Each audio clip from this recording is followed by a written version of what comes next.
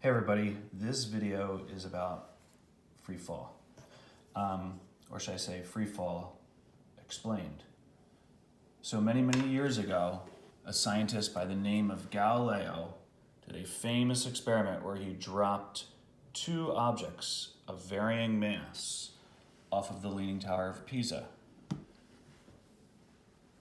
And many were astounded. Basically, everyone wanted to know, why do all objects fall to the ground at the same rate? So when Galileo dropped the two objects of varying mass, a 10 kilogram cannonball and a 1 kilogram stone, they hit the ground at the same time. That was really baffling for many. So this video is going to try to explain that idea.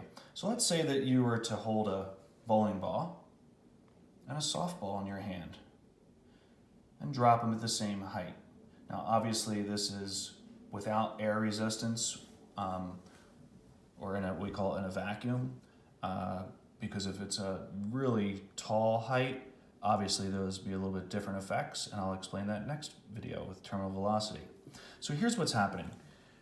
The bowling ball, even though the bowling ball has a larger force, a bigger force that's acting on it, or we call the weight of the object, versus the softball, which has a much smaller gravitational force that's working on it, pulling it down to the ground. Most people would assume that the bowling ball, having a larger force and weighing so much more, would accelerate to the ground at a much greater rate than the softball. Most people, when asked, before even seeing or knowing about Galileo's experiment, most people would assume that the bowling ball would hit the ground first. There's another idea that they're forgetting. The bowling ball not only has a very large force, gravitational force or weight, but it also has a very large mass that's really trying to hold it back. And on this side, the softball has a much smaller mass, or inertia trying to hold it back. Therefore, the ratio of these two sort of cancel out due to Newton's second law of motion. Let me explain with numbers. Let's say that the bowling ball had a gravitational force of, say, 100 newtons, to make it very easy. And let's say that the softball was only 10 newtons of gravitational force. Obviously, the numbers would be different, but I'm just using it to make it easy for you to understand. Therefore, the mass of the bowling ball would be 10 kilograms, and the mass of the softball would be 1 kilogram. Due to Newton's second law of motion, where the rate of acceleration equals the force over the mass, acceleration equals the force over the mass.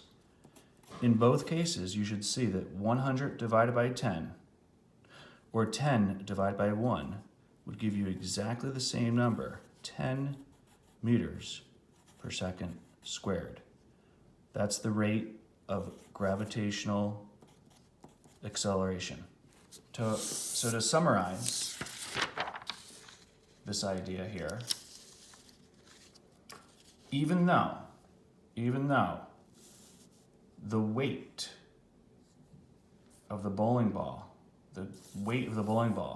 is much greater than the weight or the force, gravitational force on the softball.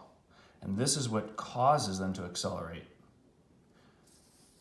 The bowling ball also has a larger mass than the softball.